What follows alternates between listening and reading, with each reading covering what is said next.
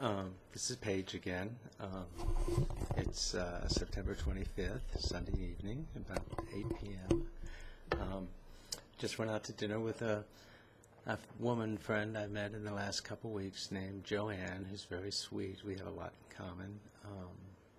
We're contemporaries in age, and we have a lot in common. I met her at several meetup groups that I belong to, and had a nice time. Just had an early dinner at 5 and just chatted.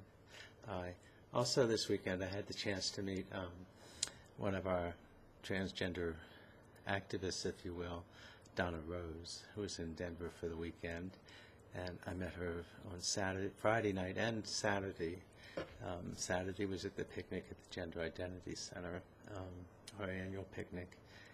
And I really got an opportunity to chat with her then and get to know her better. She's really an amazing woman and a real inspiration. She is perfectly happy to be herself and to do whatever she wants to do. Anyway, that's not why I'm making this video, but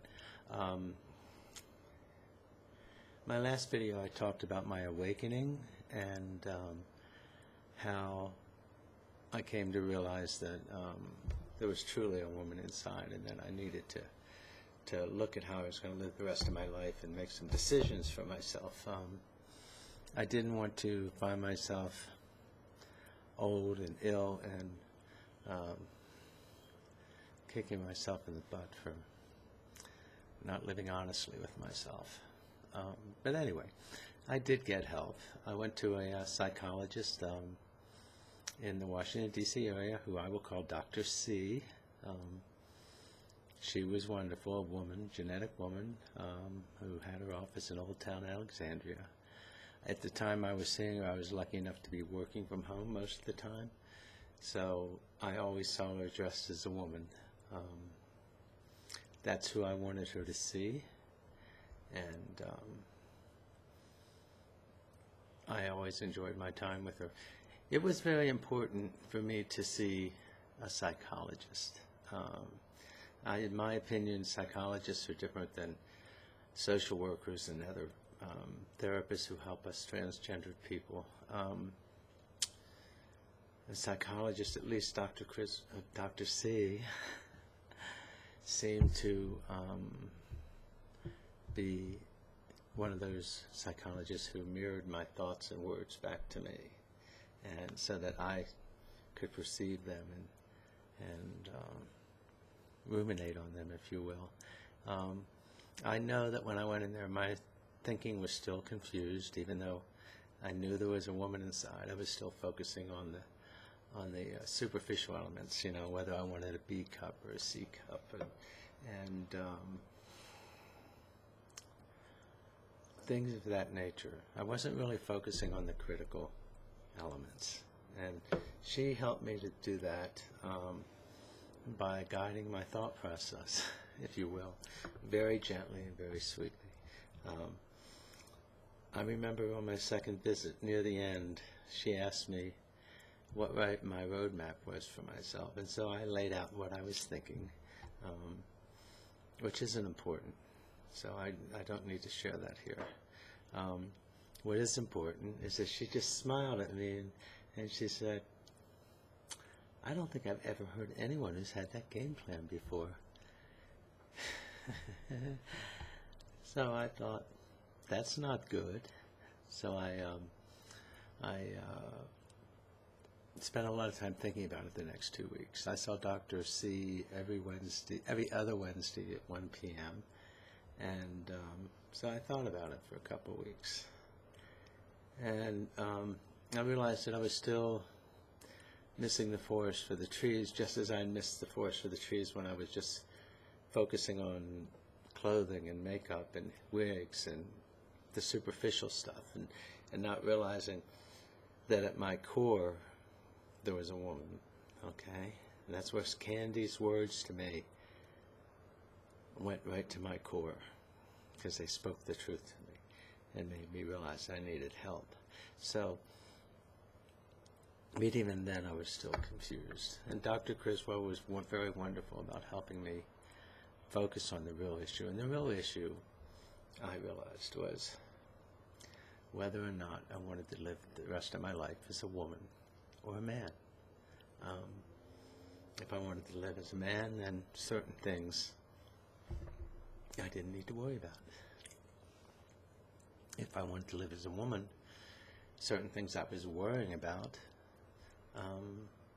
became irrelevant also. One of the things I was focusing on was the B versus the C cup. But once I made the decision that I wanted to live the rest of my life as a woman, then that issue went away, because since I'm going to be out as a woman, I might as well have a full C cup, because I wouldn't be hiding them. Anyway, I saw Dr. Criswell for almost a year. She recommended me for hormone replacement therapy, and I did see a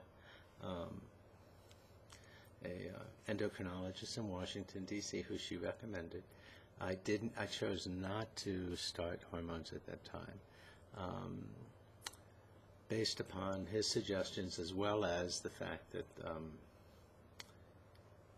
my move to Denver became much more likely. And I talked with Dr. C about it and felt that if I was going to transition, I wanted to do it with a continuity in doctors. I wanted the same doctor to be taking care of my hormone replacement therapy, and I wanted to have a psychologist or counselor while that went on. I didn't want to be switching horses in midstream, especially both horses. So I waited until I moved to Denver and got settled and found the psychologist I wanted before I started hormone replacement therapy. My new counselor is not a psychologist. I think I did the work that I needed to do with Dr. C while I was in Washington. By the time I moved here, there was no question but that my desire was to live full-time as a woman. And my current therapist is a licensed social worker with a master's, and she's been very helpful with dealing with the issues about relationships with other people, how to come out to my children, advice as to coming out for work. Unlike my psychologist, who mirrored my thoughts back to me, my therapist now is much more open to giving me suggestions, to telling me what other girls did. It's not that she's more of a how-to-do-it person, but that she's more of someone who's accompanied along the way of the destination that I've already identified. I identified my destination with Dr. C, and my current therapist is helping me to get there as sanely and comfortably as possible. So, I know there's a lot of girls out there that think they know what they want, and you probably do know what you want, but that doesn't mean that you don't need help. I needed help. I'm so glad that I have the means and the opportunity to consult with psychologists and therapists, and to do it along the WPATH guidelines. I know it's been to my advantage to follow that path, and I know not everyone feels that way, and that's perfectly okay. But I found it helpful, and I'm so happy that I can be a woman.